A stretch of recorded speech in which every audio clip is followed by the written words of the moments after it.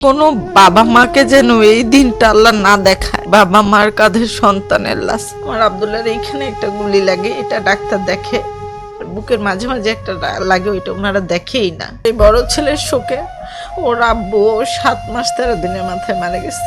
আমি জানি যে এই 2 বছরে বাঁচার জন্য ব্যস্ত হয়েছে, চলার জন্য চলতে হয়েছে।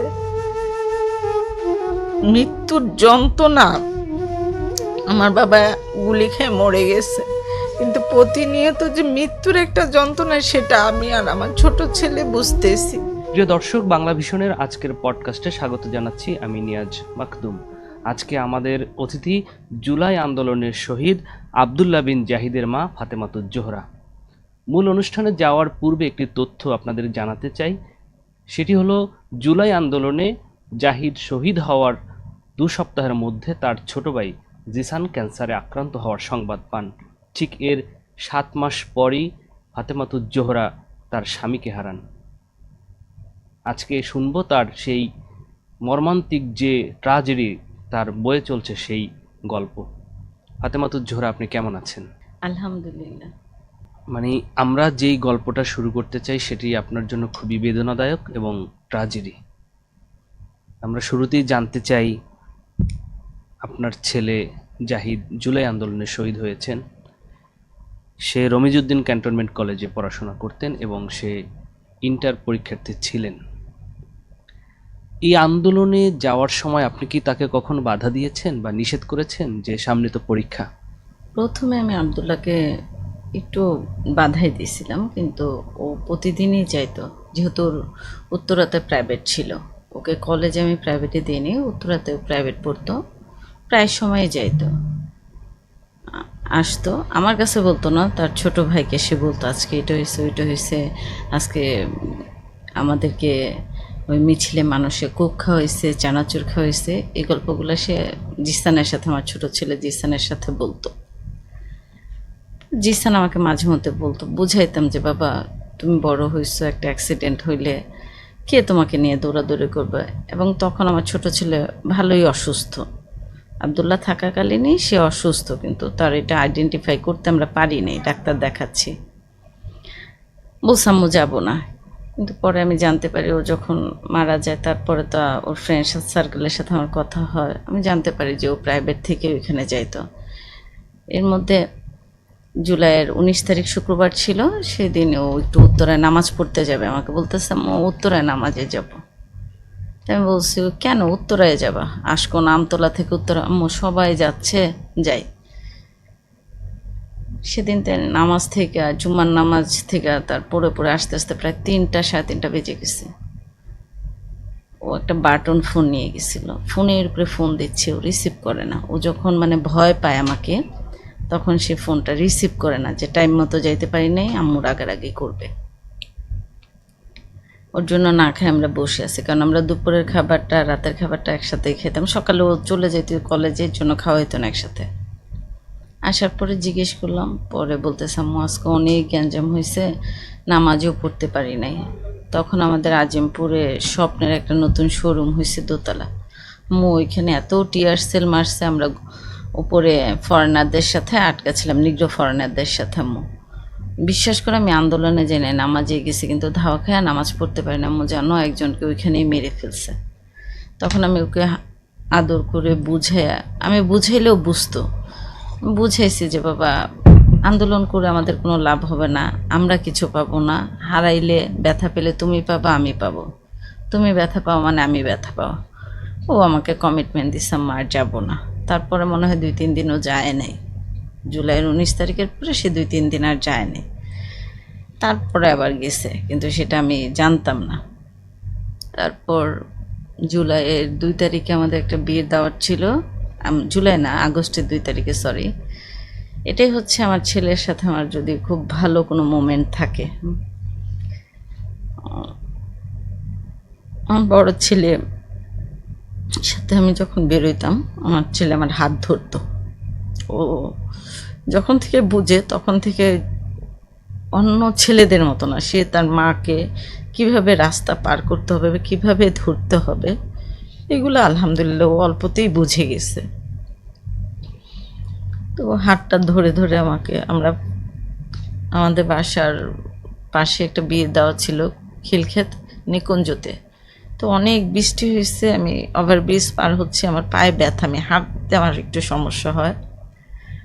ও আমাকে ধরে ধরে হাঁটাইতেছে আর বলতেছে, তুমি স্লিপ কেটো না, তুমি পড়ে গেলে তোমাকে তো আমি কুলে নিতে পারবো না আম্মু।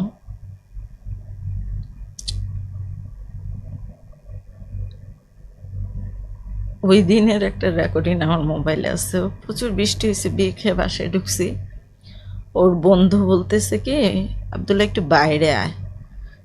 তখন ও বলতেছে যে এমন বৃষ্টি হইতেছে আম্মু বেরোতে দিবে না, আর আমি যদি বেরোই আমি বৃষ্টিতে ভিজেই মরে যাব। ও ভয়েস মেসেজটা ওর বন্ধুকে পাঠিয়েছে, আমি সাঁতার জানি না, আমি তো বৃষ্টিতে ভিজে মরে যাব, আমার মা তো পাগল হয়ে যাবে। আজও আমার মোবাইলে ওই ভয়েস মেসেজটা আছে। ও হয়তো বুঝতে পারছে না, এই ধরনের কথা আমি ওর মুখে থেকে কখনোই শুনিনি। এটা আগস্টের 2 তারিখের কাহিনী। 3 তারিখ ও বেরোয় না, শনিবার ছিল। আগস্টের 4 তারিখও বের হয়েছে, প্রাইভেট পড়ছে, সন্ধ্যা হয়ে গেছে। আমি ফোন দিছি, বলতেছে আম্মু আমি তো উত্তরায়, মামা আমাকে নিতে আসবে, মানে আমার বড় ভাই। যে কেন মামা নিতে আসবে আম্মু, অনেক গ্যাঞ্জাম হচ্ছে তো, মামা উত্তরায় আছে, মামা বলছে আমাকে নিতে আসবে। আমি আসলে তখনও ওই কাহিনীটা জানি না যে ওকে কিছু লোক আটকায় রাখছে, আওয়ামী লীগপন্থী। ওর মামাকে খবর দিছে, মানে ও অনেক রিকোয়েস্ট মেবি করছে। তা আমার ভাই যাইতে যাইতে প্রায় 3-4 ঘন্টা লাগছে। এটা কয় তারিখের ঘটনা? 4 তারিখ, আগস্টের 4 তারিখের সন্ধ্যার পর। তখন সন্ধ্যা হয় 7টার পরে। তো ওর বড় মামাকে অনেক ভয় পায়। আর সেদিন ওর পরনে ছিল কালো ট্রাউজার, কালো শার্ট। তো ওর বড় মামা কিভাবে কনভিন্স করে ওই লোকদের মাপ টাপ চায় না, হাতে পায়ে ধরে নিয়ে আসে। তো মামাকে বলে, মামা আমি আজকের পরে আর কখনো আন্দোলনে যাব না, তাও তুমি মাকে বইলো না, মা অনেক কান্নাকাটি করে, আমার সাথে অনেক ঝামেলা করে, আম্মু খাওয়া দাওয়া বন্ধ করে দেয়। জিসান যেহেতু অসুস্থ, মামা তুমি বইলো না, আমি প্রমিস করলাম আর যাব না। তো ওর মামা ওকে নিয়ে আমার বাসার নিচে দিয়ে গেছে আর বলছে, ওকে আমি রাইখা দিছিলাম যে একসাথে মামা ভাইগনা আসবো, তুই ওরে বাবার বুকিস না। বুঝছি না, তোমার সাথে ছিল আর বকার কি আছে, কিন্তু এইসব যে হয়েছে এগুলো আমি জানি না। এই তো 4 তারিখ, 5 তারিখে 4 তারিখও আসলো, এসে গোসল টোসল করলো। আমার বড় ছেলে 16 বছর বয়স ছিল যখন মারা গেছে। ওর 16 বছরে কোনোদিন হাত পায়ের নখ কাটে নাই, আসলে কিছুই পারতো না। ওকে আমি লাস্ট গোসল করাইছি আগস্টের 2 তারিখে, ওই যে বিয়ে দাওয়াত খেতে যাবো, মাথা শ্যাম্পু করতে পারতো না। ওর লাইফেও একটা কাপড়ের টুকরা ধুয়ে দেখে নেয়। যদি বলেন যে 16 বছরের একটা বাচ্চা কিছু পারে নাই, আমি শিখাই নাই। কারণ আমার খুব আদরের, খুব সাধনার একটা ধন ছিল আমার বড় ছেলে। আমি যদি আমার ছেলের সাথে হাঁটতাম, কেউ বিশ্বাস করতো না যে এটা আমার বড় ছিল, কারণ ওর হাইটটা মাশাআল্লাহ অনেক ভালো ছিল। ও কারোর সাথে পরিচয় করে দিতে ওর খুব ভালো লাগতো। ও বলতো, আম্মু তুমি অনেক স্মার্ট, আমার ফ্রেন্ড সার্কেলের কারো মা এত স্মার্ট না, এত মিশুক না, তুমি যেমন আমাদের সাথে মিশো। ওর ফ্রেন্ড সার্কেলকে আমি বাবা ছাড়া ডাকি না, ওকেও আমি খুব বাবা ডাকতাম। আমি নাম ধরে, আমার সন্তান 2টার একটাকেও নাম ধরে ডাকি নাই। কারণ কি, আমার ছোটোকালে আমার বাবা মারা গেছে, তো এর জন্য আমি ওদেরকে বাবাই ডাকতাম বেশি, বাবা এইটা, বাবা ওইটা। আমার ছেলের এই 16 বছরের লাইফে হয়তো আমার কাছে কিছু চাইতে দেরি হয়েছে, আমার দিতে দেরি হয় নাই। ও এতটাই চঞ্চল ছিল, ওরে এমনও গেছে এক একটা গাড়ি আমি 3-4 কিনে এনে দিছি, মানে ভেঙে ফেলতো। এক সময় ওকে বলতাম যে আব্দুল্লাহ হাত দিয়ে পারো না, পা দিয়ে করো, পা দিয়ে পারো না, মুখ দিয়ে করো, মানে এরকম কেন করো, মানে ইচ্ছা করে গাড়ি ভেঙে দেখতো ওটার ভিতরে কি আছে। আজকে প্রায় তো 2 বছর হয়ে গেছে আমার বড় বাবা আমার কাছে নাই। আমি জানি যে এই 2 বছরে বাঁচার জন্য ব্যস্ত হয়েছে, চলার জন্য চলতে হয়েছে। মৃত্যুর যন্ত্রণা, আমার বাবা গুলি খেয়ে মরে গেছে, কিন্তু প্রতিনিয়ত যে মৃত্যুর একটা যন্ত্রণা, সেটা আমি আর আমার ছোট ছেলে বুঝতেছি। আমরা সাফারার। আমার এই বড় ছেলের শোকে ওর আব্বু 7 মাস 13 দিনের মাথায় মারা গেছে। আচ্ছা, এর আগে আমি একটু জানতে চাই, সেটা হলো যে 5 তারিখ ও যে শহীদ হলো, মানে সেই শহীদটা কিভাবে হলো, আচ্ছা, 5 তারিখে আপনি কি জানলেন এটা? 5 তারিখে ও সকালবেলা ঘুম থেকে 8টার সময় উঠছে। ও ঘুমাইছে দেরিতে, আমার সাথে ছবি দেখছে, একসাথে আমরা 3 মা ছেলে ছবি দেখছি। ও 1টা-1:30টার দিকে যায় শুয়ে পড়ছে ওর রুমে, আর আমি ছোট ছেলের সাথে শুয়েছি। তো আমরা শুয়েছিলাম, ওর স্মার্টফোন আমি ভেঙে ফেলছি তার মাস 2 আগে। ও গেম খেলে প্রচুর। তো আয়শা আমার ফোনে মাথার কাছে 8টার দিকে এসে গেম খেলতেছে। গেম খেলার পরে 9:30টার দিকে বলতেছে আম্মু আমার ক্ষুধা লাগছে। পরে আমি বলছি তাহলে নাস্তা নিচে থেকে নিয়ে আসো। পরে আমার ব্যাগ ধরে দেখে 1000 টাকার নোট। 1000 টাকার নোট তো ভাঙতে দিবে না নাস্তা আনতে গেলে। পরে আমি বলছি তোমার কাছে থাকলে তুমি নিয়ে আসো। আমার টাকা দিলে তুমি দিবে? আমি বলছি হ্যাঁ দিব। ও আবার 100 টাকা জিসানকে দিছে, জিসান যা নিচে থেকে নাস্তা আনছে। ও আমার সাথে বসে নাস্তা খাইছে, চা খাইছে। ও খুব চা খাইতে পছন্দ করতো আমার মতো, প্রচণ্ড। আমি শিখাইছি, মানে আমি একা চা খাইতে পারি না দেখে ওকে আমার পার্টনার বানায় ফেলছিলাম, যে মা ছেলে একসাথে চা খাবো। একসাথে চা খাইছি। খাওয়ার পরও আমার সাথে আবার লুডো খেলছে মোবাইলে, কারণ নেট বন্ধ, আমাদের ডিশ নেই। লুডো খেলার পরে বলতেছে আমি একটু নিচে যাই। আমাকে বাবা দূরে কোথাও যায়ও না। ও শর্ট প্যান্ট পরে নিচে যায়। আধা ঘন্টা 40 মিনিট বাইরে ছিল। আইসা বলতেছে, তখন 12:30 বাজে, আম্মু সেনাপ্রধান না ভাষণ দিবে, ডিশের লাইনে শুনে আসছি, চলো নানুর বাসায় যায়, আমাদের তো ডিশ নেই। তা আমি বলছি হ্যাঁ, নানু ফোন করে বলছে তোমাদেরকে নিয়ে যেতে, দুপুরে একসাথে খাওয়া দাওয়া করবো। এই কথা বলছে, বলে আমার বিছানায় শুয়ে রয়েছে। এর মধ্যে একটা কথা বলে, ও কখনো বালিশে শুইতো না দিনের বেলা বা রাতের বেলা ঘুমানোর আগে। সবসময় আমার 2 ছেলে আমার 2 থায়ের মধ্যে, পায়ের মধ্যে শুয়ে থাকতো। আমার বড় ছেলে মারা যাওয়ার পর আমার ছোট ছেলে আজকে 2 বছরে একদিনও আমার পায়ের সঙ্গে বলে না। আগে তুই জায়গা নিয়ে ঝগড়া করতাম, এখন তো দুটোটাই আমাকে দিয়ে গেছে ভাইয়া, এখন আর শুবই না। পরে ওই পায়ে শুইছে, আমি ওর মাথায় হাতে দিছি, ও ঘুমায় পড়ছি 12টার সময়। ও ঘুমাইছে, পরে আমি জিসানকে উঠাইছি, উঠে হাত মুখ ধোয়া জামা কাপড় পরাইছি, আমি রেডি হয়েছি। 1:45 বাজছে, ওকে আমি ডাক দিছি, আব্বু উঠো, নানু বাসা যাবো না। ফোনের উপরে ফোন দিচ্ছে, বলে চলো। উঠে বলতেছে আম্মু আমাকে একটা শার্ট দাও। আমি বলছি না, শার্ট দিব না। আম্মু কালো শার্টটা দাও। আমি কই কালকে না বললা তুমি কালো কাপড় পরলে তোমার মামা রাগারাগি করে এই গরমে, শার্ট পরার দরকার নাই, মামার বাসায় যাচ্ছ, মামা বাসায় আছে, রাগারাগি করবে। মানে ওর কালো রংটা খুব প্রিয়, আর শার্ট পরতে খুব পছন্দ করে। কই তাহলে জাম কালারের শার্টটা দাও। আমি কই না, কালকে পইরা যায় প্রাইভেটে, গেঞ্জি দিই। কয় না গেঞ্জি পরবো না, তুমি যে গোল গলার গেঞ্জি দাও ভালো লাগে না। আমি কই আচ্ছা পোলো একটা গেঞ্জি দিই। ওর রোজার ঈদে আমি নতুন গেঞ্জি কিনে দিছি, আমি ওকে ওই গেঞ্জিটাই দিছি, আর একটা ভালো টাইস পরতে দিছি। ও পরে আমার সাথে নিচে নামছে। আমি 3 তলায় থাকি, নিচে গেছি। পরে রাস্তার দোকানগুলোতে চা স্টল, অনেক মানুষ। তো আমার ছোট ছেলের হাতটা আমার হাতে ছিল। তো আমি বলছি জিসান তুমি হাতটা ছেড়ে ভাইয়াকে ধরতে দাও। এই আমার ছেলের আমার লাস্ট হাত ধরা। তো ওইটা বলতেছে কি, জিসান তোমাকে আম্মু ভালোবাসে না, আমাকে বেশি ভালোবাসে, এর জন্য আমাকে হাতটা ধরতে দিছে। আমি কইছি ও অসুস্থ, তুমি কেন ওকে রাগাচ্ছ বাবা? আমি ওকে বুঝাইছি জিসান আমি তোমাকেও ভালোবাসি, তোমাকে বেশি ভালোবাসি, দাদা বড় হয়ে গেছে না। তো হাইটা হাইটা যাচ্ছি। পরে একটুখানি যাওয়ার পরে ও যে টিচারের কাছে 5 বছর পড়ছে, ওই টিচারের সাথে দেখা হয়েছে, ইংলিশ টিচার মনির স্যার।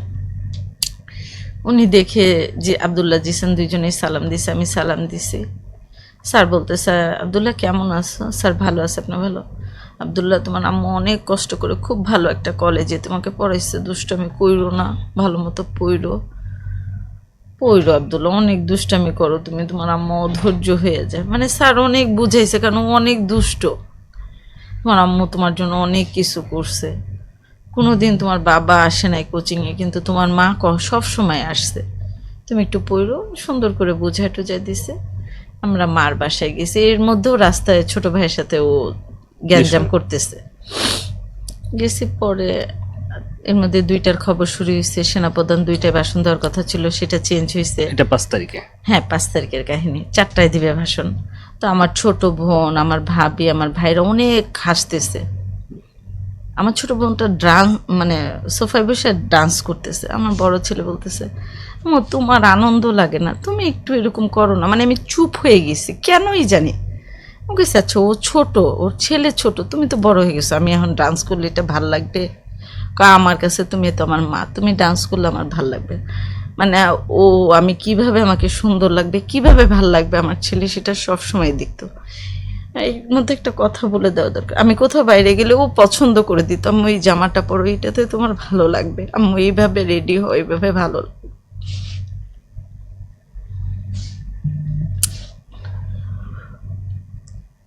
এরপরে ওর মামা ওকে বললো কি, আব্দুল্লাহ একটু নিচে থেকে যে আলু নিয়ে আসো। 100 টাকা দিল, আলু আনলো, 65 টাকা দিয়ে 35 টাকা ফিরছে। এসে সেটা ব্যাগ দিচ্ছে আমার কাছে। আমি কিছু তুমি চিপস খাইও। এর মধ্যে আম্মু রান্না টান্না করলো। ওই দুপুরবেলা ওকে আমি তুলে খাওয়াই দিলাম। 4:30টার দিকে বলতেছে আম্মু সবাই বেরোইছে। তখন তো খবর হয়ে গেছে হাসিনা পালাইছে, আম্মু যায়। আমার তো আর ওরকম কিছু না, আচ্ছা যাও, আজকে যাও, আজকে তো দেশ স্বাধীন হয়েছে। ও আর ওর বড় মামা একসাথেই বেরোইছে, লিফটে একসাথে। নিচে যায় ওর এক বন্ধুর সাথে দাঁড়ায় রয়েছে। আমার বড় ভাই চলে গেছে। এয়ারপোর্টে যাওয়ার পরে নাকি আমার বড় ভাইয়ের সাথে আবার ওর দেখা হয়েছে। দেখা হওয়ার পর আমার বড় ভাই ওই যে ট্রাঙ্কগুলাতে উঠতে পারতেছিল না, আর্মি ট্রাঙ্কগুলাতে, আমার আব্দুল্লাহ ঠেলে ঠেলে ওর বড় মামাকে উঠায় দিছে। উঠে বড় মামার মোবাইলে ছবি তুলে দিছে। এই আমার বড় ভাইয়ের সাথে ওর লাস্ট দেখা। 7:12 বাজে। এর মধ্যে 5:01 আমি মেসেঞ্জারে মানে ফেসবুকে দেখতেছি এয়ারপোর্টে গুলাগুলি হচ্ছে। তখন আমি আমার ছোট ছেলেকে বললাম, বাবা দেখো এয়ারপোর্টে নাকি গুলাগুলি হইতেছে। কয় তোমার এখানে সব ভুয়া খবর। তা আমি মনে করছি এটাই। এর মধ্যে আমার ভাইও আবার ব্যাক করছে, ভাইও কিছু বলে নাই। গ্যাঞ্জাম হলে তো ভাই বলতো যে আব্দুল্লাহকে বাসায় ডাক। তো জিসান দুপুরে খায় নাই দেখে ওর জন্য সন্ধ্যার সময় একটা ডিম সিদ্ধ করছি, ওইটা ছিলতেছি। 7:12 আমার ছেলেকে আমি 2বার ফোন দিচ্ছি যে আজান দিছে, ও বাসায় চলে আসো। ও ধরে নাই 7:12। 7:36 2বার ফোন দিছে, ধরে নাই। 3বারের মাথায় আব্দুল্লাহ ফোন ধরছে। ধরে বলতেছে, আমি সালাম দিছি, বাবা সন্ধ্যা হয় নাই, আম্মু এয়ারপোর্টের মাথায়, আমি আধা ঘন্টার মধ্যে আসতেছি। এই আমার বাবার সাথে 19 সেকেন্ড শেষ কথা। আমার লাইফে ওই আধা ঘন্টা আর শেষ হইল না। 8:10 আমি ডিম ছিলতেছে, একটা আননোন নাম্বার থেকে ফোন আসছে। ফোনটা ধরতে ধরতে কেটে গেছে, আবার ফোন আসছে। সালাম দিয়ে বললাম, কয় আপনি আব্দুল্লাহ বিন জাহিদের কি হন? আমি বলছি মা। কোথায় থাকেন? এয়ারপোর্ট। আপনি এখনই মহিলা মেডিকেলে আসেন। এই বলে উনি ফোন কেটে দিছে। মানে আমি যে রিপিট কিছু জিজ্ঞেস করবো এই সুযোগ নাই। কল দিলাম, এর মধ্যে চিল্লানি দিয়ে ভাই ভাবি আম্মা বোন সবাইকে বললাম। আমার ভাই প্রচণ্ড রাগারাগি, তোর ছেলে একটা অকারেন্স করে এসে, মানে ভাই আমরা কেউ চিন্তাও করি না যে আমাদের লাইফে এরকম হয়ে গেছে। ফোন দিলাম, আপনি তাড়াতাড়ি আসেন, ও ইনজুরি হয়েছে। নিচে 5 তলায় থাকি, লিফট দিয়ে নামে নিচে যেয়ে ওর বাবাকে 3বার ফোন দিলাম, ওর বাবা ফোন ধরে নাই। ওর বাবার মামাতো ভাইকে ফোন দিয়ে ওনার সাথে কথা বললাম যে আব্দুল্লাহ মেবি গুলি খেয়েছে, আমি এরকম কিছু মনে হয় বলছি। ওর আব্বা সঙ্গে সঙ্গে ফোন কেটে দিছে, আর কোনো কথা নেই। এয়ারপোর্ট গেলাম, পুরা এয়ারপোর্ট এলাকা ধুধু অন্ধকার। মানে আমার লাইফ, আমি ঢাকা শহরে থাকি আমার জন্ম থেকে, মনে হয়েছে আমি কোনো পাড়া গায়ে চলে আসছি। একটা রিক্সাও যাচ্ছে না। এর মধ্যে আমাকে 2বার ফোন দিছে ওই নাম্বার থেকে, আপনি তাড়াতাড়ি আসেন, নাহলে আমরা ঢাকা মেডিকেল পাঠায় দিব। আমি বলতেছি ভাই আমি রাস্তায় গাড়ি পাচ্ছি না, একটু রাখেন আমি আসতেছি। আমার ছেলে কি, তখন আমি মনে করছি যে শক্ত কিছু ব্যথা ট্যাথা পাইছে, এর জন্য ট্রিটমেন্টের জন্য ঢাকা মেডিকেল পাঠাবে। তো অনেক হাতে পায়ে ধরে একটা রিক্সা নিয়ে আমি এয়ারপোর্টের থেকে মহিলা মেডিকেল, উত্তরা মহিলা মেডিকেল গেছি। ঢোকার সাথে সাথে বলতেছে আপনি জরুরি বিভাগে যান। আমি জরুরি বিভাগে যাওয়ার পরে যখন গেটটা খুলছে, আমার বাবা একটা স্ট্রেচারে শোয়া। আমি ওর মুখ দেখিনি, কিন্তু ওর টাইস, ওর পা, মুখটা এই পর্যন্ত ঢাকা ছিল। পায়ে সাদা সুতা বাঁধা দেখেই আমি বুঝে গেছি যে আমার লাইফ থেকে আমার বাবাকে আল্লাহ নিয়ে গেছে। ওনারা ঢুকতে দিচ্ছে না।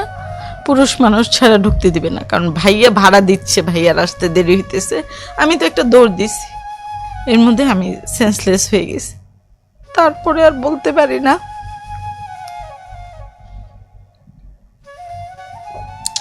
কতক্ষণ পরে জ্ঞান ফিরছে।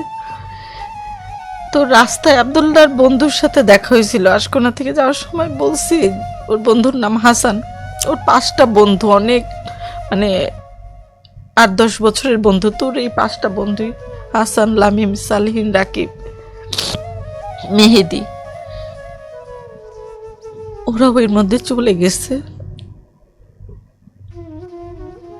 জীবনের কোনো বাবা মাকে যেন এই দিনটা আল্লাহ না দেখায় যে বাবা মার কাঁধে সন্তানের লাশ। এটা অনেক ভয়ঙ্কর একটা জিনিস। আর এরকম অপমৃত্যু আমি জানি যে আমার লাইফ থেকে আমার আব্দুল্লাহকে হারানোটা, আমি আব্দুল্লাহ মারা গেছে, আমি একটা কথা বলি, আমার এটা মেনে নিতে অনেক সময় লাগছে, কারণ আমি তখন পুরা ঘোরে ছিলাম।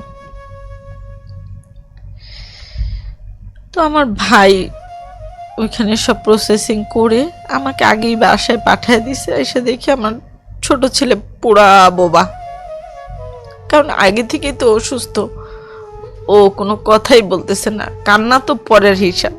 মানে ভাইয়ের এই মারা যাওয়ার খবর শুনে হ্যাঁ, আমি আইসা যে ওকে জড়ায় ধরতেছি, ওর কোনো শব্দই নেই, ওর চোখ দিয়ে একটা ফোঁটা পানি পড়ে নাই। যে আব্দুল্লাহ ছিল ওর বন্ধু, আব্দুল্লাহ সব ভালো জিনিস আমার জিসান জানতো, সব মন্দ জিনিস জিসান জানতো। আমার ছেলে ছোটটা মেবি 7 দিন না 9 দিনের দিন রাতে বেলা ওর কান্নার চোটে ও সেন্সলেস হয়ে গেছে। আম্মু, আমি কাকে দাদা ভাই ডাকবো? আম্মু, দাদা ভাই আমাকে কার কাছে রেখে গেছে? আম্মু, দাদা ভাইকে ছাড়া আমি কার সাথে খেলবো? আম্মু, কার সাথে আমি রিমোট নিয়ে ঝগড়া করব? আপনারা হয়তো বিশ্বাস করবেন না, আজও আমার জিসান মনে হয় প্রাণ খুলা হাসে নাই, প্রাণ খুলা কথা বলে নাই। কারণ আমার আব্দুল্লাহ যতটা চঞ্চল, তার অপোজিট হচ্ছে আমার জিসান। সারা দিনে আজও মনে হয় আমার সাথে 10টা কথা বলে না। গত মাসে জুন মাসে 8 তারিখে ডাক্তারের কাছে নিয়েছি। ডাক্তার বলতেছে ওকে সাইকোলজিক্যাল ডাক্তার দেখাই দেবো, কারণ ও অনেক কিছু দেখে ফেলছে, অনেক কিছু সহ্য করে ফেলছে এই বয়সে।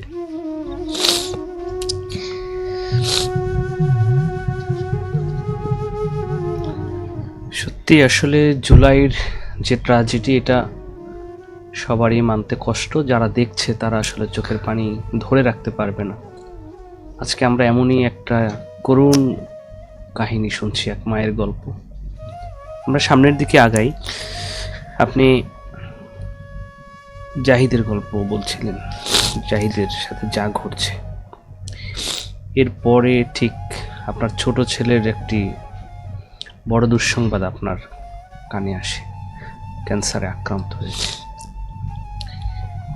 ঠিক তার 14 দিনের মানে 7 মাসের মাথায় আবার আপনার হাজবেন্ডকে আপনি হারান। একদিকে আপনার বড় সন্তানকে হারিয়েছেন, অন্যদিকে ছোট সন্তান অসুস্থ, আবার হাজবেন্ডকেও হারিয়েছেন। এই যে ট্র্যাজেডি, এই যে কষ্ট, এই সময়গুলো আপনি কিভাবে পার করছেন? আব্দুল্লাহ মারা গেছে 5 তারিখ। ওকে আমার দেশে বাড়ি কিশোরগঞ্জে দাফন করছি। 6 তারিখ আমি ব্যাক করছি। তখনও জিসান যাইতে পারে নাই, কারণ জিসান তখন টোটালি হাঁটাচলা করতে পারে না। আমি আপনাকে তো বললাম ও বোবা হয়ে গেছে, ওর খাওয়া দাওয়া হাঁটাচলা টোটালি বন্ধ। তো আমার ভাইয়ের বউর কাছে ওকে রেখে গেছি। তো বাড়িতে ওর আব্বু ছিল, ওর আব্বু একটু আমার সাথে রাগেই।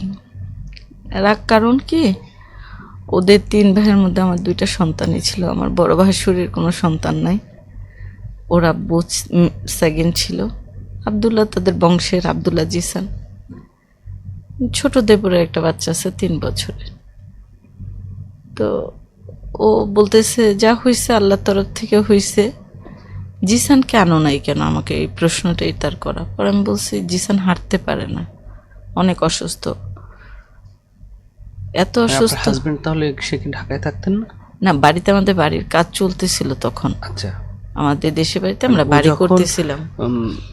জাহিদ যখন মারা গেছেন তখন তিনি কিশোরগঞ্জে ছিলেন? হ্যাঁ, কিশোরগঞ্জে ছিল। আচ্ছা, তো তখন মানে আমি আব্দুল্লাহ মারা যাওয়ার পর ওর আব্বুর পুরা রূপটাই চেঞ্জ। মানে এর মধ্যে আমাদের আর একটু মিস হয়ে গেছে, কারণ আব্দুল্লাহকে ও ঢাকায় রাখতেই চায়নি। ও চাইছিল বাড়ির কাজ চলতেছে, আমরা ফুল ফ্যামিলি যেন বাড়িতে চলে যাই, ওইখানেই কোনো কলেজে ওকে ভর্তি করবো। আর আমার কথা হয়েছে আমি ছেলেকে ভালো কলেজে পড়াবো। এই কারণে আমাদের একটু গ্যাপ তৈরি হয়ে গেছিলো। 7 মাস চলতেছিল, 10 মাস চলতেছিল আব্দুল্লাহকে ভর্তি করানোর। 10 মাস পর্যন্ত আমাদের হাই হ্যালো, মানে শুধু দরকার টাকা লাগবে বলছি, ওইটা দিয়ে দিছে। কিন্তু ওরকম আগের মতো হাজব্যান্ড ওয়াইফের যে কথাবার্তা, এর মধ্যে জিসান অসুস্থ ছিল, সে একবার এসে দেখে গেছে। এই মানে এই 10 মাসে সে একবারই আসছে। বড় ছেলের সাথেও একটু কম কথা বলতো, আমার সাথে একটু কম কথা বলতো, যে ওর বয়স হয়েছে, আমরা ওকে রেখে একা থাকতেছে। আর আমি বলছি যে উইন্টারটা কমপ্লিট করলে আমি বাড়িতে চলে আসতেছি। তো আব্দুল্লাহ মারা গেছে, আমার ননদরা সবাই আমাকে দায় দিয়ে দিছে। সেদিনই ফোনেই যা বলার আমাকে বলে দিছে, আমার সন্তান বেশি হয়েছে, এর জন্য আমি মেরে ফেলছি।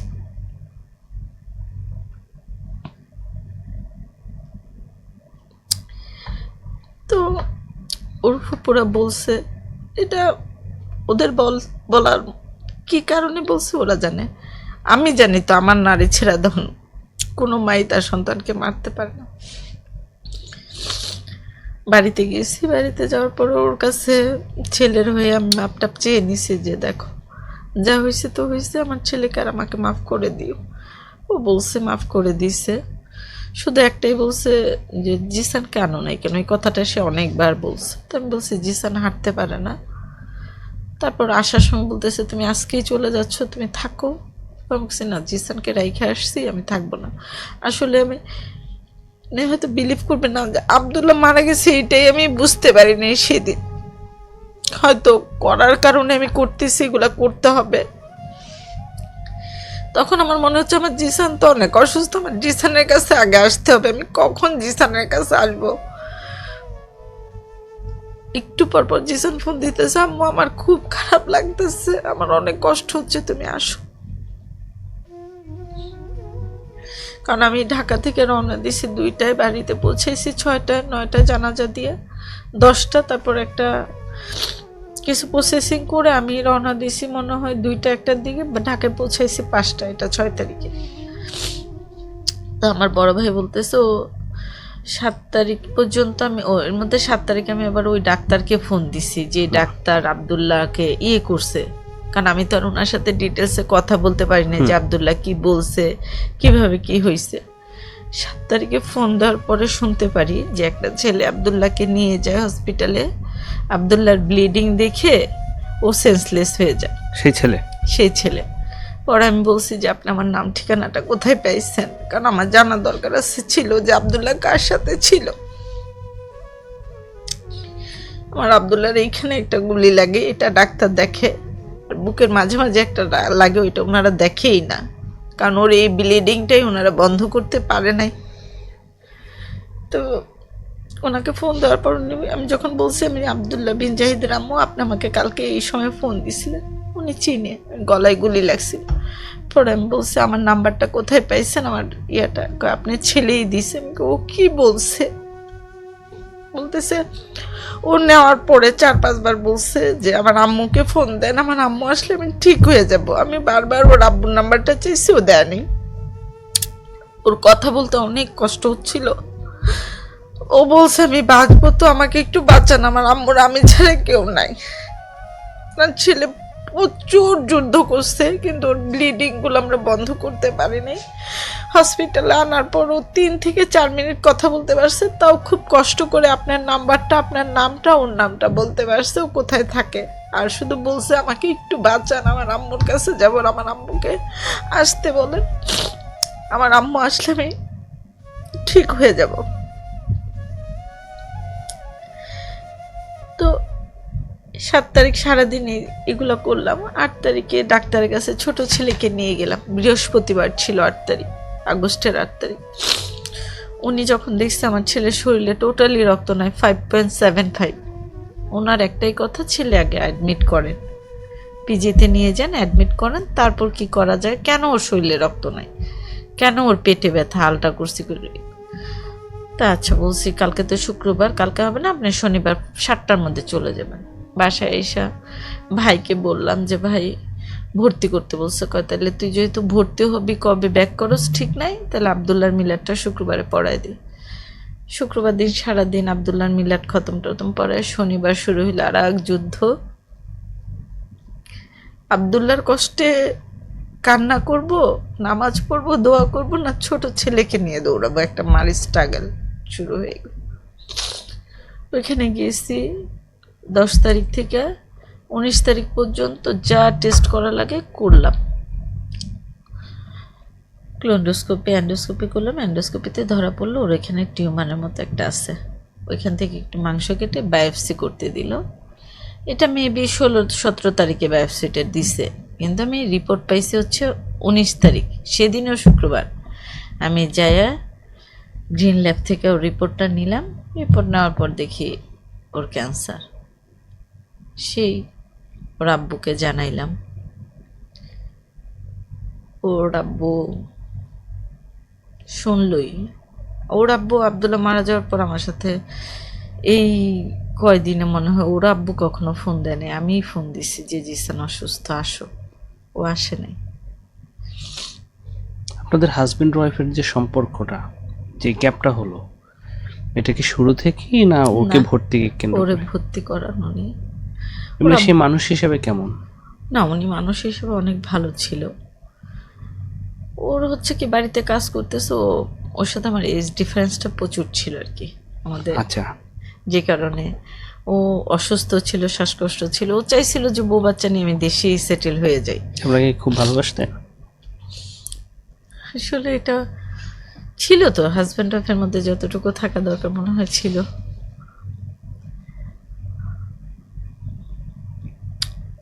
আব্দুল জিসানের রিপোর্ট পাওয়ার পরেও ফোন দিলাম, রেসপন্স নাই। তখনই নিজেকে একেবারে আমি একপাশ করে ফেললাম। আমি সেদিন থেকেই বুঝে গেলাম আমার জগতে আব্দুল্লাহ নাই, আমার জগতে আর কেউ নাই। আমার জগতে শুধু আমার 2টা সন্তানই ছিল। আল্লাহ একজনকে নিয়ে গেছে, আর একজনকে নিয়ে আমার চলতে হবে। দেখি লড়াইটা কতটুকু করতে পারি নিজেকে নিজেই। সাথে আমার বড় ভাইয়ের ওয়াইফ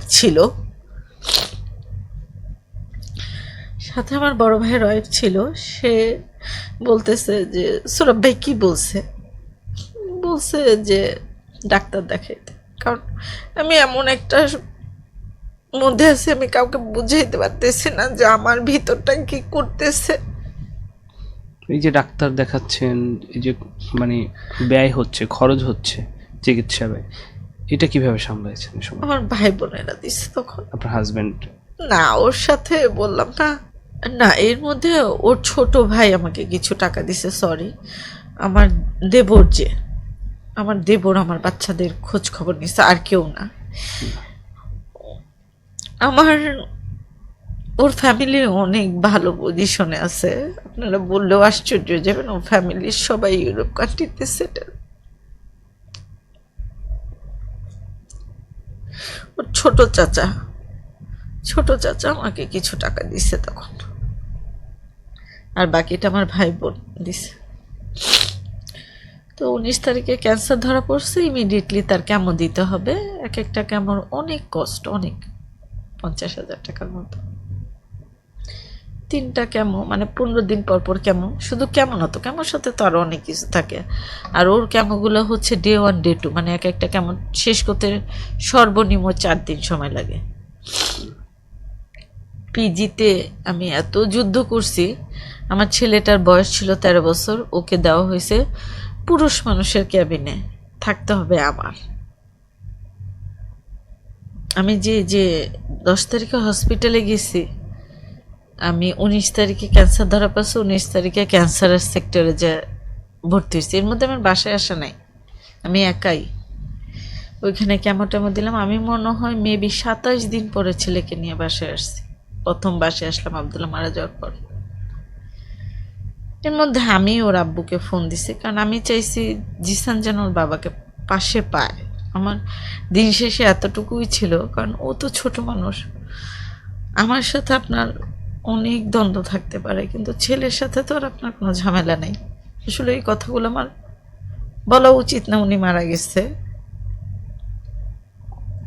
ওনার হয়তো বড় সন্তান ছিল, ওনার দিক থেকে উনি চিন্তা করছে যে আজকে যদি আমার ফ্যামিলি আমার সাথে বাড়িতে থাকতো এই অ্যাক্সিডেন্ট হইতো না। এর জন্য আমি দায়ভার, উনি আমাকে দায়ভার করে গেছে, আমি সেটা বয়েই বেড়াচ্ছি। উনি তাহলে মারা গেলেন কিভাবে? উনি তখন আমার জিসানের কেমো দেওয়া শেষ, রেডিও দিচ্ছি। উনি মার্চের 2025 মার্চের 16 তারিখ স্ট্রোক করছে। তো আমাকে ফোন দিছে এক ভাবি, ফোন দিয়ে বলতেছে লাভলি, আমার নিকনেম লাভলি, লাভলি সৌরভ রোজা ছিল তখন। সৌরভ তো 2 দিন হয়েছে বাসা থেকে বের হয় না, এখন আইসা দেখে ও শুয়ে রয়েছে, কথা টথা বলে না। তখন আমি বলছি ভাবি তাহলে একটু ডাক্তার দেখো, আর ও তো রোজা রাখছে। কয় হ্যাঁ রোজা। আমি বলছি রোজা রাখার দরকার নাই, দাও কথা বলি। তখন আমি ওকে ফোনে বললাম কি হয়েছে, আমার শরীরটা অনেক খারাপ, আমি দম নিতে পারতেছি না। তখন আমি বলছি যে আমি আসবো। পরে বলতেছে কালকে জিসানের রেডিও আছে। আমি বলছি হ্যাঁ জিসানের তো প্রতিদিনই রেডিও, শুক্র শনিবার দিয়ে। তখনও বলছে যে তাইলে তুমি শুক্র শনিবারে সময় করে আইসো জিসানকে নিয়ে। তখন আমি 16 তারিখে আর এক ভাইগনাকে রাতে ফোন দিয়ে বললাম তোমার কাকার অবস্থা কি? কয় কাকার অবস্থা ভালো না। আমি কই তাহলে হসপিটালে নাও, আমি কালকে দেখি চলে আসতেছি। তো এর মধ্যে 16 তারিখে আমি আমার দেবরকে ফ্রান্সে ফোন দিলাম। তখনও বলতেছে ভাবি তুমি যাও না, গেলে আমার বোনেরা তোমাকে অনেক কিছু বলবে, জিসান অসুস্থ, ভাইজান অসুস্থ, তখন আবার তোমার খারাপ লাগবে, তুমি ভাইজান একটু সুস্থ হইলে পরে যায়। আমি কিন্তু আমার দেবরকে জিজ্ঞেস করছি। এর মধ্যে আমি আবার বলতেছি ভাইগনাকে ফোন দিয়ে যে কিছু লাগলে আমাকে বইলো, আমি বিকাশের অ্যামাউন্টে টাকা ঢুকায় রাখছি, যদি ওর কাছে নাই থাকে। তখন অলরেডি কিন্তু বিএমপি আমাকে সম্পূর্ণ খরচ দিচ্ছে। আমি 3টা ক্যামো শুধু আমার টাকা দিয়ে প্রোভাইড করছি। 4 নাম্বার ক্যামো থেকে, কেমন না শুধু 4 নাম্বার ক্যামো স্টার্ট হওয়ার পর থেকে জিসানের টেস্ট, মেডিসিন, আধার, ওর অসুস্থতা বাবদ A to Z সব আমরা বিএমপির পরিবার, বিএমপি থেকে প্রোভাইড করা হয়েছে আজ পর্যন্ত। তো ওর আব্বু 17 তারিখে আমি গেলাম না। 17 তারিখে চিন্তা করছি সারাদিন ওকে রেডিও দিছি, রেডিও দিয়ে চিন্তা করছি যে কালকে চলে যাবে। এর মধ্যে কাল বলছি যে আরিফ ভাইকে বলছি আরিফ ভাই 18 তারিখে জিসানের রেডিও তুমি দেওয়াইও, আমি সকালে বাড়িতে যাই ওকে অ্যাম্বুলেন্সে করে ঢাকায় নিয়ে আসি। এর মধ্যে দেবরের সাথে কথা বলছি যে ওরকে রেফার করতেছে না কোনো ডাক্তার। তখন আমি বলছি আমি যাই যদি বলি শহীদের মা আমি লিখিত দিয়ে আমি নিয়ে আসবো ওকে ঢাকায়, ও অসুস্থ, এটা হচ্ছে সবচেয়ে বড় কথা। আল্লাহর কি রহমত, আমি 6টার সময় রওনা দিছি। আমি 8:30টায় শালনা, গাজীপুরের পরে শালনা পরে, ওইখানে যাওয়ার পরে শুনি ও মারা গেছে। তখন ভাইদেরকে আর কি বললাম যে সৌরভ মারা গেছে। তখন ভাই বলল যে তুমি আর যাও না বাড়িতে, তুমি বাসায় ব্যাক করো, আমরা সবাই একসাথে যাই জিসানকে নিয়ে, আর তুমি এসে জিসানকে বলো। কারণ তখন আমি জিসানকে নিয়েই নি, আমি একাই বাড়িতে রওনা দিছি। বাসায় এসে জিসানকে বললাম এবং জিসানকে নিয়েই বাড়িতে গেলাম। বাড়িতে এর মধ্যে গাড়িতে ওঠার পরে ওর 2 বোনও ফোন দিয়ে আমাকে অনেক কিছু বলছে। 2 জন না, 1 জন বলছে, অনেক কিছু বলছে, নাই বলি পার্সোনাল ব্যাপার, আমরা এটা শুনতে চাই না। শুধু বলছি যে আল্লাহ আমাকে শোনার ধৈর্য দাও, সহ্য করার ধৈর্য দাও, আমি আর কিচ্ছু চাই না। বলছে আল্লাহ আমাকে আর কিছুই দেখায়ও না,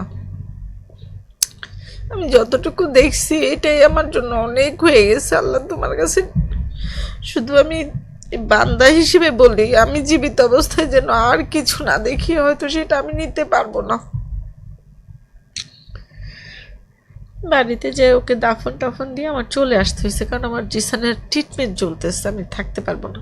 এটা নিয়েও আমাকে তার ফ্যামিলি থেকে অনেক কিছু বলছে, আমি ওর ওয়াইফ 4 দিন কেন ছিলাম না। কিন্তু আমার জায়গায় কেউ একবার দাঁড়া করা যে যা চলে গেছে তো গেছে, আমার যেটা আছে ওইটার জন্য তো আমার ব্যস্ত হবে, আমাকে ওকে নিয়ে তো লড়াই করতে হবে।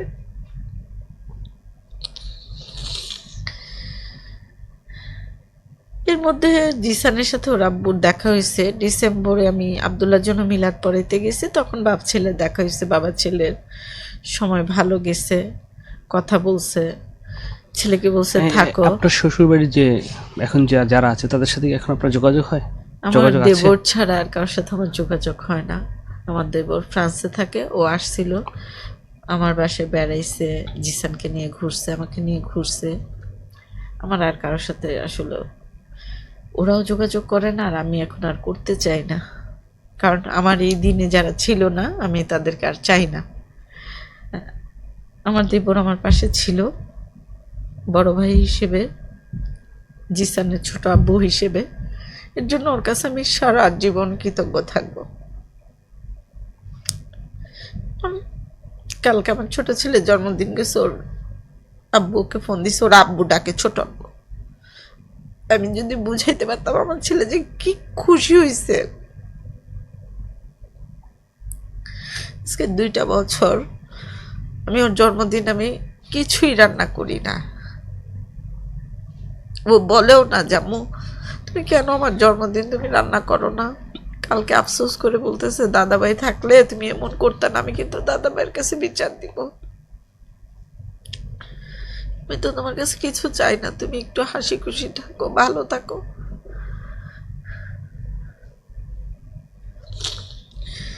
বিএনপির পক্ষ থেকে আপনাদের সাথে কবে যোগাযোগ করা হয়েছে, বা কে যোগাযোগ করছে আপনাদের সাথে? আমি যদি বলি, আমি জিসানের 3টা কেমন আগে পড়ে আমার মনে নেই, কিন্তু আমি 3টা কেমন আগে পড়ি উত্তরের একটা প্রোগ্রাম ছিল, এখানে শহীদ পরিবার থেকে দাওয়াত দেওয়া হয়েছে। তো তখন আমি ওর কেমন শেষ করে বাসায় ছিলাম, যাব না তারপরে খুব গুইসাপা একটু আসেন আপনার 10 মিনিট সময় আমরা বিদায় করে দিব, কারণ আমি জিসানকে রেখে তো কোথাও যেতে পারতেছি না। ওইখান থেকে ওনারা কোনোভাবে খবর পেয়েছে, এটা আমি জানি না কিভাবে পেয়েছে, মিডিয়ায় গেছে, ফেসবুক। পরে আমার সাথে মিল্লাত ভাই নামে আমাদের এলাকার একজন প্রথম ফোন দিছে, মিল্লাত ভাই যোগাযোগ করছে, যোগাযোগ করে বলছে আপা আমরা বিএনপির পরিবার জিসানের খরচটা বেয়ার করতে চাচ্ছি, জিসানের কত টাকা কিভাবে কি লাগে আপনি আমাদেরকে বলবেন, আমরা সময় মতো পৌঁছা দিব। এই আজ পর্যন্ত যদি বলি, আমি বলছি ভাইয়া 7 তারিখে জিসানের কেমো, আমার কাছে 6 তারিখ 5 তারিখ একদিন আগেই চলে গেছে, ভাইয়া আজকে জিসানের এত টাকার টেস্ট, কোনোদিন বলে নাই। এটা আপনি কাকে বলেন? আমি মিথুন ভাইকে ফোন দিই, আমরা বিএনপির পরিবারের মিথুন ভাইকে ফোন দিই। মিথুন ভাইয়ের মাধ্যমে মিল্লাত ভাই, রোমন ভাই তো আরো বড়, রোমন ভাই তো মিথুন ভাইয়ের পরে উপরে, হ্যাঁ উপরে, এভাবেই যায়। তো গুলশানে 2-3টা প্রোগ্রাম করতে যায়, আমার সাথে রোমন ভাইয়ের সরাসরি দেখা হয়। তখন রোমন ভাই আমাকে বলে যে আল্লাহ আপনাকে পছন্দ করে দেখে আল্লাহ এইগুলা করতেছে, আপনার জন্য আল্লাহ ভালো কিছু রাখছে, আর আপনি চিন্তা করবেন না জিসানকে নিয়ে, জিসানের জন্য আমরা আছি, জিসানের জন্য যতটুকু করা লাগে আমাদের তৌফিকে যতটুকু আছে তার চেয়ে বেশি করার চেষ্টা করব, শুধু আপনি আর জিসান মনোবল হারাবেন না। আমার জিসানের সাথে যখন রোমন ভাইয়ের দেখা হয়, আমি আপনাদের হয়তো বুঝাইতে পারবো না, এত বড় মনের মানুষ, আমার জিসানকে আদর করে জড়ায় ধরে কলার ঠিক করে। চিনমৈতিতে গত বছর একটা প্রোগ্রাম হয়েছিল, আমার ডেটটা মনে নেই, তখন জিসানের ফার্স্ট অপারেশন হয়েছে, ওর পেটে একটা মেশিন বসানো। তা আমি ইচ্ছা করি ওকে নিয়ে গেছি, ওকে আমি কোথাও নেই না, বা ভাইয়ারা কখনোই বলে না যে জিসানকে নিয়ে একটা প্রোগ্রামে আসেন আমরা মানুষকে দেখাই যে আমরা কি করছি। এটা শুধু জিসানের জন্য না, নির্বাচন গেছে বা আগে পরে কোনো অনুষ্ঠানে আমাকে বলে নাই যে আপনি আসেন, আমার দরকারে আমি গেছি, যে ভাই আমার দরকার, মানে আমার আজকে এটা লাগবে, আমার দরকার বলতে জিসানের জন্য যা দরকার। তো ওইখানে গেছি, পরে ভাইয়া জিজ্ঞেস করতেছে জিসানের শরীর কেমন, ভালো আছে, কারণ ওই মেশিনটা ওর 3 মাস বেয়ার করতে হয়েছে, ওই দিক দিয়ে ওর বাথরুম পাস হইতো। যখন আমি উঠায় দেখাইছি, ভাই আমার উপর প্রচণ্ড রাগ করছে, ও ইনসাল্ট বোধ করতেছে জিসান, এটা মানুষ দেখবে ওর জন্য শরম। এবং আমি কেন জিসানকে নিয়ে গেছি ভাইয়া মোটামুটি আমার সাথে রাগেই করছে, আপনি কেন জিসানকে আনছেন? মানে একটা আন্তরিকতার জায়গা থেকে আপনি যদি বলেন, আমি রোমন ভাই, মিথুন ভাই, মিল্লাত ভাই, বেলাল ভাই এদের কথা বলে শেষ করতে পারবো না, এত আন্তরিক। রোমন ভাই, মিথুন ভাই তো আমাকে 2-1 দিন পর পরেই ফোন দিবে, আপা কেমন আছেন, জিসান কেমন আছে। রোমন ভাই জিজ্ঞেস করছে জিসানের কি খাওয়া দাওয়ার আপডেট। জিসানের তো অনেক খাবারের নিষেধ আছে, ওর যত্ন নেবেন। শনিবার গেছি, জিসান পানি খাবা বেশি কইরা, জিসান পানি খাবা। এই যে 7 তারিখ মঙ্গলবার গেছি, জিসান নাও পানি খাও। মানে ওনাদের মতো মানুষরা যে আমাদের কথা মনে রাখছে, এটাই আমি গ্রেটফুল। হয়তো আমি আমার সন্তান হারাইছি, কোনো কিছুর বিনিময়ে আমি সন্তানকে পাবো না, কিন্তু আপনি যদি বলেন তত্ত্বাবধায়ক সরকারের আমলে যারা ছিল তারা তো পারতো আমাদের পাশে দাঁড়াইতে। আর আমার মতো একটা মহিলা, বিএনপি পরিবার তো, আমরা বিএনপি পরিবার তো সরকার গঠনের আগে আপনার পাশে দাঁড়িয়ে অনেক আগে, অনেক আগে, ওনারা তো ফেব্রুয়ারিতে সরকার গঠন করছে। আর জিসানের আগস্টের 19 তারিখ ধরা পড়ছে, তাহলে ধরেন আগস্টের লাস্টে একটা কেমো দিচ্ছে, ডিসেম্বরে ওনারা আমার সাথে যোগাযোগ করছে। যদি যোগাযোগ করে থাকে 2024-এর ডিসেম্বরে, তারা আমার 4র্থ কেমোর সময় যোগাযোগ করছে, ডিসেম্বরের মাঝামাঝিতে হিসাবে আমি বলি, তাহলে তখন 1 বছর পরে তাদের নির্বাচন হয়েছে। ইভেন আপনাকে যদি বলি জিসানের সেকেন্ড অপারেশন হয়েছে গত বছর জুলাইয়ের 7 তারিখে। আমি প্রাইম মিনিস্টার, বর্তমানে যে পিএম, উনি তখন লন্ডনে। আমি 5 তারিখে যাইয়া জিসানের সেকেন্ড অপারেশনের টাকাটা আনছি। 6 তারিখ মিথুন ভাই আমাকে ফোন দিয়েছে, একটু গুলশান আসেন। আমার তো মানে কেন আমাকে গুলশান ডাকতেছে, ভয় পেয়ে গেছি যে আমি তো সব করে টাকা নিয়ে আসছি, কোনো ভুল করলাম কি না। রোমন ভাই আপনাকে ডাকছে, আমার তো আরও ভয় লাগছে, কারণ আমি ভাইয়ের সাথে হাই হ্যালো ছাড়া, ভালো মন্দ ছাড়া কথা বলি না। জিজ্ঞেস করছি, বলে না। তো আমার ছোট ভাই তখন আমার সাথে গেছে, আমাদের যাইতে সেদিন আধা ঘন্টা দেরি হয়েছে, টাইম ছিল 5:30, আমরা 6:15 গেছে, আজান দিয়ে দিছে। তো রোমন ভাই নামাজ পড়ছে, যাওয়ার পরে মিথুন ভাইরে জিজ্ঞেস করি, মিথুন ভাই ডাকছে কেন, মানে আমার খুব টেনশন হচ্ছে, পরের দিন আবার ওর অপারেশন, যে সব কিছু মিলিয়ে আমার হাত পা ঠান্ডা হয়ে যাচ্ছে। ভাইয়া বলতে পারি না, আপু বলতে পারি না। পরে রোমন ভাই নামাজ পড়লো, নামাজ পড়ার পরে আমাকে আর একটা রুমে নিচে নিয়ে গেল, যে আমাদের যে তারেক রহমান স্যার, উনি আমার জন্য অপেক্ষা করতেছেন, আমার জন্য আধা ঘন্টা। উনি তখনই, ওনার সাথে আমার ফার্স্ট কনভারসেশন হয়। ওই দিন উনি আমাকে একটা কথা বলে, সব শোনার পর, যে আপনি আমার মার মতো সংগ্রামী মা, আপনি নিজেকে কখনো ছোট করবেন না। আমার মা আমাদের 2 ভাইকে নিয়ে যুদ্ধ করছে, আপনি মনে করবেন আপনি জিসানকে নিয়ে যুদ্ধ করতেছেন। এটা যে আমার জন্য কত বড় একটা প্রাপ্তি আমি আপনাদের বুঝিয়ে বলতে পারবো না।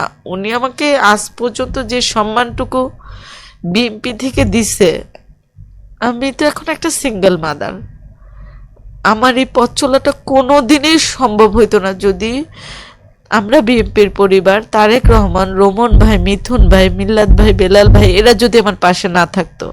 আমি কারো অবদান ছোট করে দেখতেছি না।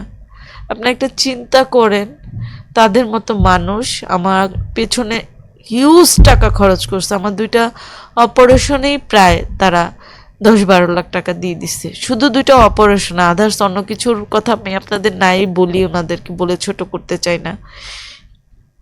গত 4ই আগস্ট যে অনুষ্ঠানটা হয়েছে, রোমন ভাই দূর থেকে জিসানকে একটু এক ঝলক দেখছে, আর আমি স্টেজে উঠছি। স্টেজে ওঠার আগে শুধু রোমন ভাই আমাকে বলছে কি, জিসানের এই অবস্থা কেন, মানে ওনার জিসানকে দেখে ভাল লাগে নাই, উনি বুঝে ফেলছে। আমি কিন্তু বলিও নাই যে ভাইয়া জিসান আগের থেকে একটু অসুস্থ, মানে আগের চেয়ে ওর ক্যান্সারটা একটু বেড়ে গেছে ডিসেম্বর মাসে থেকে এখন। উনি কিন্তু বুঝে গেছে, কারণ উনি ওই দিন তো একটা প্রোগ্রাম করতেছে। আমি বলছি, ভাইয়া জিসান একটু অসুস্থ, কি লাগবে, কেমন রেডিও লাগবে, না ওরাল কেমন, টাকা লাগবে, আমি ব্যবস্থা করতেছি। মানে আমি বলি নেই টাকা লাগবে, আমি ব্যবস্থা করতেছি, আপনি মিথুনের সাথে যোগাযোগ করেন। টাকা বড় কথা না বাবা, ভাইয়া আমার জন্য টাকাটাই বড় কথা, কারণ আমার ছেলের এই যুদ্ধে এক পাল্লায় আমার ছেলেকে রাখতে হয়েছে, আর এক পাল্লায় টাকাই রাখতে হয়েছে। এখন যদি কেউ বলে আমি বিএনপির গুণগান গাই, আমার জায়গায় একবার আপনারা নিজেকে দাঁড়া করান, আমার পরিবেশ পরিস্থিতি সব কিছু একবার চিন্তা করে না নিজেকে দাঁড়া করেন। আমাকে কয়জন মানুষ জিজ্ঞেস করছেন আমি কেমন আছি, জিসান কেমন আছে, জিসানের ট্রিটমেন্ট আপনারা কিভাবে করতেছেন। আপনাদের কাছে আমার প্রশ্ন একটাই, কয়জন মানুষ আমাকে জিজ্ঞেস করছেন। আমি এমনও গেছে এই জিসানের কেমন চলাকালীন তত্ত্বাবধায়ক সরকারের যে উপদেষ্টা তার দুয়ারে আমি 3 বার গেছি। আমার ছেলেকে নিয়ে আমি সারাটা দিন বসেছিলাম। উনি আমাকে উত্তর দিচ্ছেন জিসান কিছু পায় না, জিসান ভাই, মা বাবা হইলে পাইতো। কে, কোন উপদেষ্টা? নূরজাহান বেগম, স্বাস্থ্য উপদেষ্টা। জিসান পায় না, কিন্তু আপনি এই আব্দুল্লাদের মতো হাজারো রক্তের বিনিময়ে কিন্তু উপদেষ্টা হয়েছিলেন। আপনাদের দ্বারা সবই সম্ভব ছিল। উনি তো স্বাস্থ্য উপদেষ্টা ছিলেন। হ্যাঁ, স্বাস্থ্য উপদেষ্টা। আমি ওনার কাছেই গেছিলাম তো, কারণ এই সেক্টরটা তো স্বাস্থ্য উপদেষ্টা, উনিই আমাকে ডাকছিল, আমি যাইতে পারি নাই। 2024-এর প্রথম আলোতে নভেম্বরের 1 তারিখ একটা আর্টিকেল গেছে, নভেম্বরের 1 তারিখ হচ্ছে আব্দুল্লাহর জন্মদিন, সেই সুবাদে ওনাদের কাছে এই আর্টিকেলটা যায়। ওনারা এটা দেখতে পেরে আমাকে নক করে। তখন আমি বলি যে কেমন রেডিওটা আমি প্রোভাইড করি, সিঙ্গাপুরও সার্জারিগুলো করার ব্যবস্থা করে দেন। উনি আমাকে অনেক ঘোরায়, হ্যাঁ করবো, আপনি আসেন, এটা করেন ওইটা করেন। পরে যখন লাস্টে উনি বলছে জিসান পায় না, তখন আমাকে 3টা কেমন টাকা উনি সারতেছে।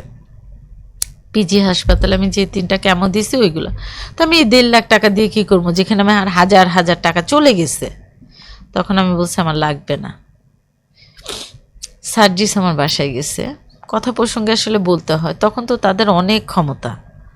আব্দুল্লাহ মারা গেছে আগস্টের 5 তারিখ, সার্জিস অক্টোবরের ফার্স্ট উইকে, মেবি 3 থেকে 4 তারিখে আমার বাসায় গেছে। আপনাকে যদি সেই ছবিগুলো দেখাইতাম, তখন আমার জিসানের এই রগগুলো পুরো কালো হয়ে গেছে, আমাদের হাতের রগগুলো, মানে কেমন দিতে দিতে রগগুলো মরে গেছে। সার্জিস বলছে আন্টি যা লাগে করব, কিচ্ছু করে না। এখন যখন ওদেরকে বলি, আমি আমার কষ্টের জায়গা থেকে বলে, আজকে তাদেরকে মানুষ চিনে কি কারণে, আমাদের এই শত শত ছেলে মেয়েদের রক্তের কারণে, কেউ হাজব্যান্ড হারাইছে, কে ছেলে হারাইছে, কে বাবা হারাইছে, তারা তো আমাদের সাথেই বেমানি করছে। সেই তুলনায় যদি বলি, বিএমপি তো ছিল না, বিএমপি তখন 17 বছর যুদ্ধ করে নিজেদেরই পা শক্ত নাই, তারপরও তারা আমার পাশে যেভাবে দাঁড়াইছে, আমি মনে করি ইনশাল্লাহ তারা ভালো কিছুই করবে। প্রধানমন্ত্রী তারেক রহমানের সাথে আপনার যখন দেখা হয়েছে, তিনি তখন প্রধানমন্ত্রী হন নাই, জি, বাংলাদেশেও আসেননি, কথা হয়েছে যখন। জি। এরপরে আপনার সাথে কয়বার দেখা হয়েছে তার সাথে? ওনার সাথে এই 7 তারিখ পর্যন্ত টোটাল 1 বার হয়েছে ভার্চুয়ালি, 4 বার হয়েছে সশরীরে দেখা, টোটাল 5 বার কথা হয়েছে, দেখা হয়েছে। প্রতিবারই কি উনি আপনাকে ডেকেছেন?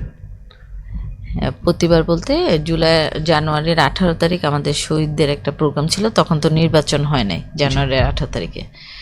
তখন উনি বিএনপির চেয়ারম্যান। বিএনপির চেয়ারম্যান।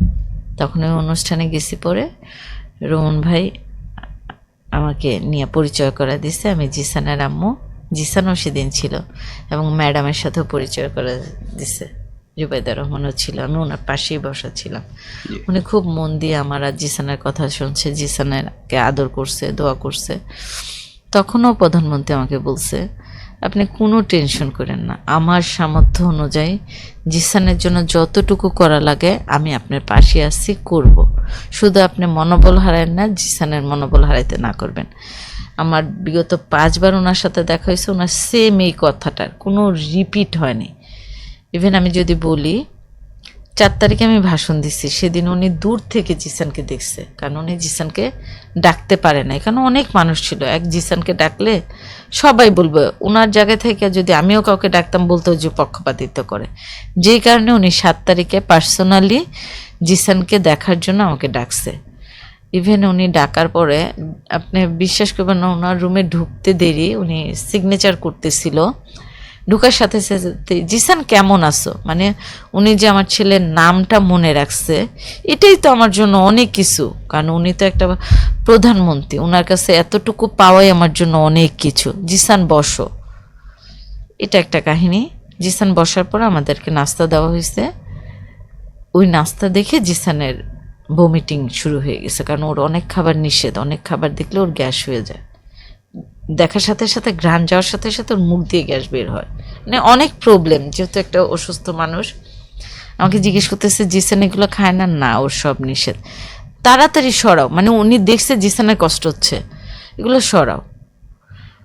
জিসান আর আমি কথা বলতেছি, কাঁদতেছি, জিসান নিচের দিকে তাকানো। উনি উইলিংলি বলছে, আপনি না বলছিলেন একটা চাকরি, মানে আমি অনেক আগে একটা চাকরির কথা বলছিলাম, নির্বাচনেরও আগে, আমি আপনার চাকরির ব্যবস্থা করে দিব, আপনি একটা সিবি কষ্ট করে দিয়ে। উনি মনে হয় 2-3 বার বলছে আপনাকে আমি কষ্ট দিয়ে আনাইছি, আসলে আমি জিসানকে সেদিন দেখতে পারিনি, না হলেও 2-3 বার। আপনার কষ্ট হয়েছে, কিছু মনে করেন না। আমি কই না স্যার, কি মনে করবো, আপনি আমাকে ডাকছেন, এটাই তো আমার সৌভাগ্য। আর কিছু বলবেন? আর কিছু চাওয়ার আছে? যেখানে উনি আমার এর মধ্যে জিসানের ট্রিটমেন্ট বর্তমান অবস্থা কি লাগতেছে, কি লাগতেছে না সব নোট করছে ওনার পাশে যা ছিল। এর মধ্যে রোমান ভাইও বলতেছে, মানে রোমান ভাই, মিথুন ভাই আমার সাথে ছিল, তারেক রহমান, এদেরকে আমি এই মুখে আনার আগে ওনারা বুঝে গেছে যে আমার কি লাগবে আর জিসানের কি লাগবে। এটা যে কত বড় একটা প্রাপ্তি আমি বলতে পারবো না। ইভেন জিসান যখন উঠতেছে তখন আর কি আমি বলছি যে একটা ছবি তুলবো, এর মধ্যে উনি আবার বলতেছে আপনার কিছু লাগলে বলেন। পরে আমি আমার ভাইয়ের একটা সমস্যা ছিল ওইটা বলছে আচ্ছা আপনি টেনশন করেন না, এটা হয়ে যাবে। উনি ওই কাজটা আমার একদিনে করে দিচ্ছে। আমি 7 তারিখ গেছি, 8 তারিখেই হয়ে গেছে আমার কাজটা, আলহামদুলিল্লাহ। এটা একটা কথা। পরে যখন জিসান ছবি তুলতে গেছে, উনি বসা, জিসান পাশে দাঁড়াইছে, জিসান মাথা নিচু করে, ওর পুরা ছবি রোমান ভাই তুলছে মাথা নিচু করা। তখন রোমান ভাই বলতেছে জিসান একটু মাথাটা উঁচু করো, তোমাকে তো চিনবে না কেউ। প্রধানমন্ত্রী বলতেছে তুমি মাথা উঁচু করো, আমি যে জিসানের সাথে ছবি তুলতেছি আমি তো বলবো মানুষকে, তুমিও বলবা তুমি আমার সাথে ছবি তুলছো। কতটা আন্তরিক হইলে উনি এরকম কথা বলতে পারে। ইভেন আমি বাসায় কিভাবে আসব, উনি বলতেছে রোমান ওনাকে গাড়ি দিয়ে বাসায় পৌঁছায় দিয়ে খবর নিবা। মানে আমি আন্তরিকতা, শুধু প্রধানমন্ত্রী হয়েছে দেখে না, সেই লন্ডন থেকে আমি 7 তারিখ পর্যন্ত আমার দিক থেকে আমি কমতি দেখি নাই। শুধু আমার দিক না, ওনার সাথে আমি টোটাল 4টা অনুষ্ঠানে গেছি। যারাই ওনার সাথে কথা বলতে চাইছে, ফ্রন্ট পেজ থেকে আসতে চাইছে, উনি আনায় কথা বলছে, কথা শুনছে। আমি এটা 4টা অনুষ্ঠানেই দেখছি। ওনার মতো মানুষ আসলে আমাদের দরকার ছিল। এখন আমরা কতটুকু করতে পারি সেটা হচ্ছে হিসাবের নিকাশ। আমাদেরও ওনার পাশে দাঁড়ায় করতে হবে, শুধু উনি করলে তো হবে না। তবে আমি ওনার প্রতি, আমি, আমার ফ্যামিলি, আমার সন্তান অসংখ্যবার কৃতজ্ঞ। আমি বলে বুঝাইতে পারবো না। আপনাকে যে একটা চাকরির কথা বলেছেন, আপনি সিভি দিয়েছেন? আমি কালকেই সিভি দিয়ে দিছি, ইনশাল্লাহ। উনি বলছে যত তাড়াতাড়ি সম্ভব ব্যবস্থা হয়ে যাবে। আমি 7 তারিখ আসছি, তো আমি 8 তারিখে সিভি দিছি, আজকে 9 তারিখ। আমরা অনুষ্ঠানের একেবারে শেষ পর্যায়ে চলে আসছি। মাননীয় প্রধানমন্ত্রীর যে কার্যকলাপ আপনি যেটা দেখেছেন সামনে থেকে, দেশবাসীর উদ্দেশ্যে আপনার কিছু বলার আছে কিনা এগুলো দেখে? দেশবাসীর উদ্দেশ্যে বলার মতো হচ্ছে, আমি একটা শহীদের মা হিসেবে এতটুকুই বলতে চাই, আমরা যা হারাইছি তা কোনোভাবেই পূরণ হওয়ার জন্য না, পূরণ হবে না। আর 17 বছর আমাদের দেশে যা হয়েছে, এই 5 মাসে সেগুলা রিকভার করা যাবে না। আমাদের ওনাকে সময় দিতে হবে, ওনার পাশে আমাদেরও থাকতে হবে। দেশে ভালো কিছু হবে আমার বিশ্বাস। কারণ একটা মানুষ, উনিও তো ভুক্তভোগী, আমাদের মতোই ভুক্তভোগী, সাফারার। উনিও অনেক কিছু হারাইছে, আমরা হয়তো ওনাকে বলতে পারি, উনি বলতে পারে না। উনি সেই 4 তারিখে ভাষণে বলছে, ইচ্ছা করলে উনিও প্রতিশোধ নিতে পারে, উনি যে লেভেলে আছে, উনি চায় না। তা আমার বিশ্বাস দেশে ভালো কিছু হবে। একটু ধৈর্য ধরতে হবে, সময় দিতে হবে।